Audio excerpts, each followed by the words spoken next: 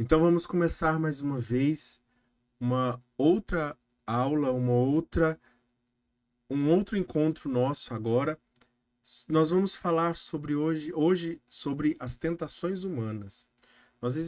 O ser humano ele é tentado por três tentações, basicamente, né? Todas as outras elas são ou fazem parte dessas tentações. Então são três áreas que o ser humano é tentado. E nós vamos perceber que o ser humano é tentado porque o próprio Senhor Jesus, né? Isso é mais uma prova de que Jesus foi humano, né? Que Jesus é homem, porque ele também foi tentado. A palavra de Deus ela nos fala sobre essas três tentações. Então nós temos aqui um onde nós podemos ver quais são as três tentações. Antes de nós vermos quais são as três tentações, precisamos entender que por que Deus permite a tentação? Não seria mais fácil Deus interromper a tentação? Não seria mais fácil Deus não permitir a tentação? Ele permite a tentação para que nós possamos ter uma opção de amá-lo. Então, o amor que ele quer que nós tenhamos por ele é um amor que ele quer que seja um amor livre. Por isso nós precisamos, então, amar a Deus de forma livre. E para ser livre, precisam haver opções. Infelizmente, nós temos outras opções e as opções, elas nos levam à morte. Por quê? Porque só Deus nos leva à vida. Então nós precisamos com o nosso coração, com a nossa vida, com as nossas escolhas, com a nossa vontade, escolher por Deus. Quais são os tipos de tentações? Nós temos três tipos de tentações. 1 João 2,16 diz o seguinte: porque tudo o que há no mundo, a concupiscência da carne, a concupiscência dos olhos e a soberba da vida, não procede do Pai, mas do mundo. Então nós precisamos entender essas três realidades, certo? Concupiscência da carne, concupiscência dos olhos e a soberba da vida. João ele fala sobre essas três realidades. Mas se nós formos olhar, essas três realidades elas são espalhadas também na Bíblia. 1 João 2,16, como nós já vimos, as várias tentações que as pessoas já sofreram, e aí nós vamos ver, né? Ou eles foram tentados na carne, ou eles foram tentados no olhar, ou eles foram tentados no possuir, no poder, ou melhor, no poder, né? E aí temos também a tentação de Adão e Eva, principalmente Eva, né? Também temos a tentação que o demônio faz a Jesus e, consequentemente, também faz a nós. Os remédios que a igreja nos coloca para essas tentações e também a resposta de Jesus para essas tentações. A primeira tentação é a tentação da concupiscência da carne, que ela é voltada para o prazer.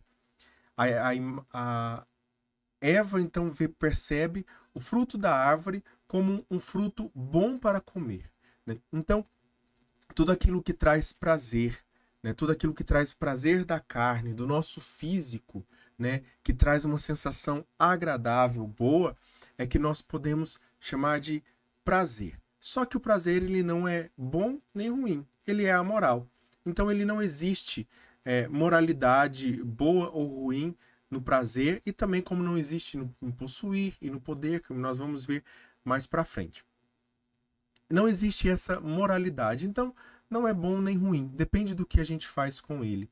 O demônio ele tenta Jesus dizendo: olha, você está com fome, então pega essas pedras e transforma em pães, né? E aí a igreja nos chama a viver o jejum, a viver a penitência. E Jesus responde, né? E com Jesus a igreja chama ao jejum.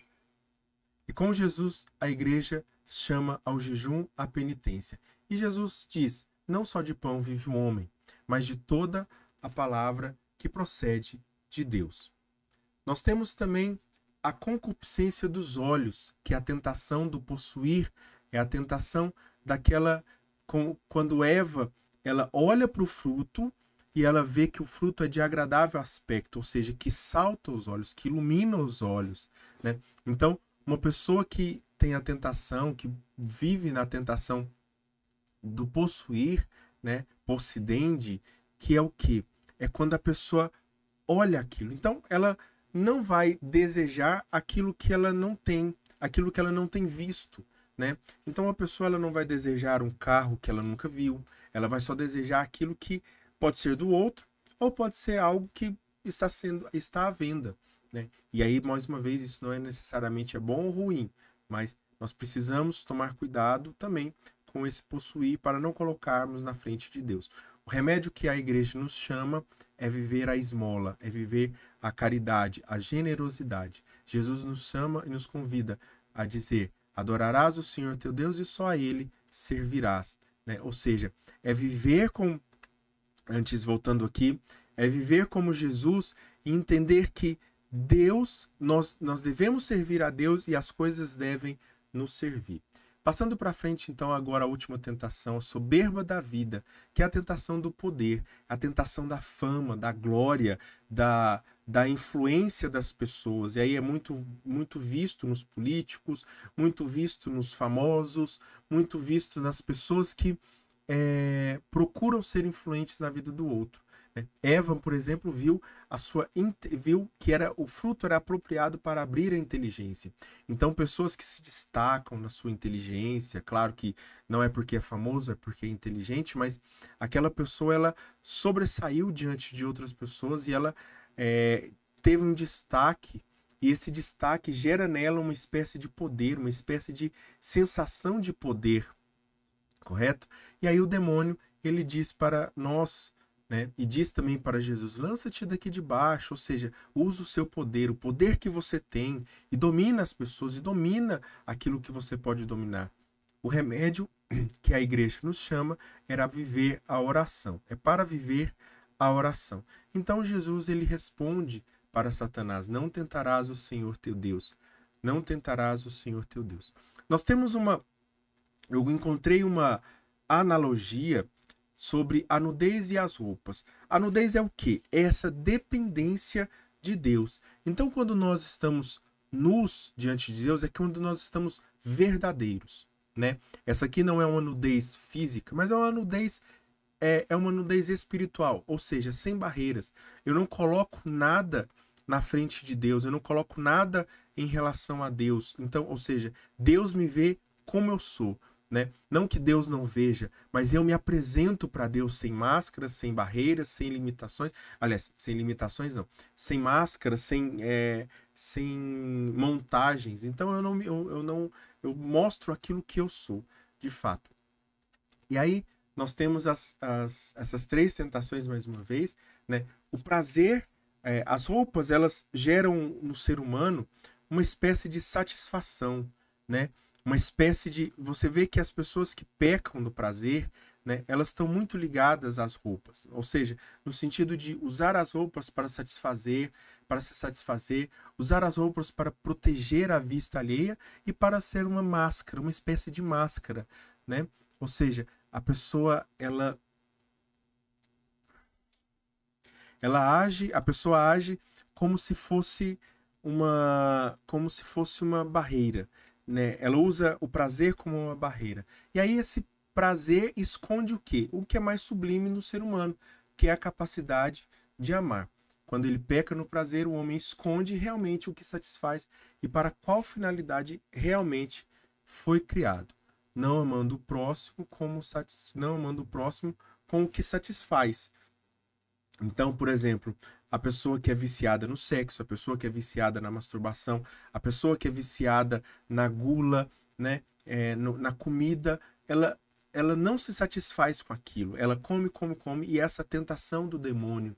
Essa é a tentação do demônio. É encontrar no prazer, é encontrar no poder, é encontrar no possuir aquilo que a gente só encontra em Deus, que é a satisfação. Passando agora para o possuir, também as roupas, elas geram um símbolo de posse também nas pessoas, no sentido de que a pessoa rica, ela está muito mais bem vestida, né? E a pessoa, quando ela é rica e ela tem posses, às vezes não necessariamente ter riqueza, mas ela quer mostrar que é rico pelas suas vestimentas, né? As roupas, elas escondem então isso, que realmente a pessoa que nós todos somos carne, pó, e voltaremos ao pó, né, quando morrermos. Então, nada mais é escondendo uma riqueza que esconde o nosso fim. Somos todos iguais. Somos todos iguais. E essa riqueza esconde a falta do meu amor ao próximo, né? Eu não uso a minha riqueza para o próximo, mas eu uso a minha riqueza para dominar, para incentivar, para usar o outro. E aí temos também o do poder. As roupas também sempre são um símbolo de poder, no sentido de posição social. Então você identifica as profissões também pelas roupas.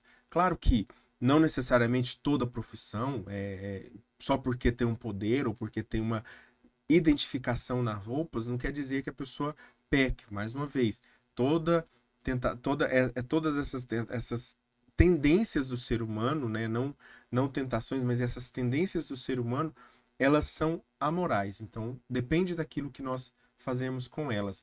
Então, o homem, ele identifica muito o indivíduo através da sua posição social pelas roupas, onde se usa a vestimenta que lhe cabe para identificá-lo como autoridade. Então, você percebe a autoridade através da roupa. Por exemplo, um policial, um juiz, ou a autoridade de uma pessoa que você vai num restaurante, tem um cozinheiro, o dono do restaurante, e assim por diante. Cada pessoa, ela se veste conforme a sua profissão. Então, ela pode usar daquele traje dela, daquela vestimenta dela, para esconder algo, para esconder o que ela realmente pode, né? A capacidade dela, né? Que é se sacrificar para o outro, doar-se pelo outro e ajudar o outro. E aí nós temos então, qual é a cura para o pecado? Qual é a cura para o pecado? A cura para o pecado nada mais é do que depender de Deus, depender somente de Deus, né? Então, ou seja, nós servimos a Deus e todas essas coisas, o prazer, o possuir e o poder, servem a nós. Para quê?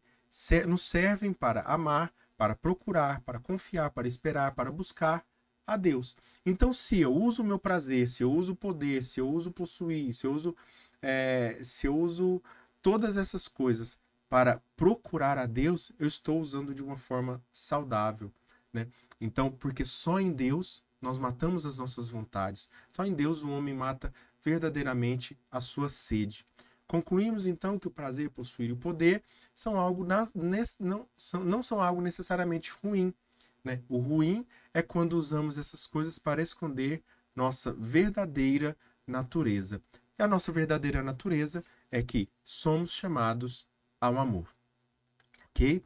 Então, vamos ficar por aqui. Essa aula foi bem breve, bem curta. Eu tentei encurtar o máximo possível. Essa já é a segunda vez que eu faço essa gravação. A primeira não deu certo. E agora eu acredito que eu consegui ser um pouco mais sucinto.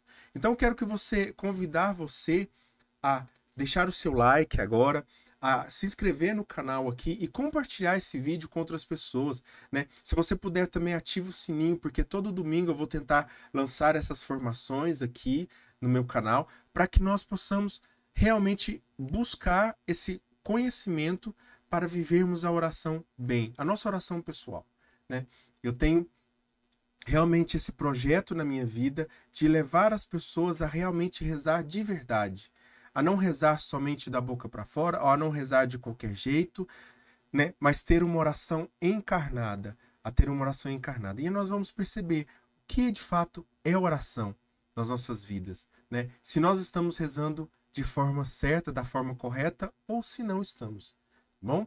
Então, se inscreve no canal, deixa o seu like, ativa o sininho, aí compartilhe com as pessoas, né? Assista esse vídeo até o final. É importante, todos os vídeos assistir até o final. Eu tô falando aqui só no final, mas é importante assistir todos os vídeos até o final para que o YouTube entregue, então, esse conteúdo para mais pessoas, né? E outras pessoas possam ser alcançadas pela palavra de Deus. Se você gostou, curte aí.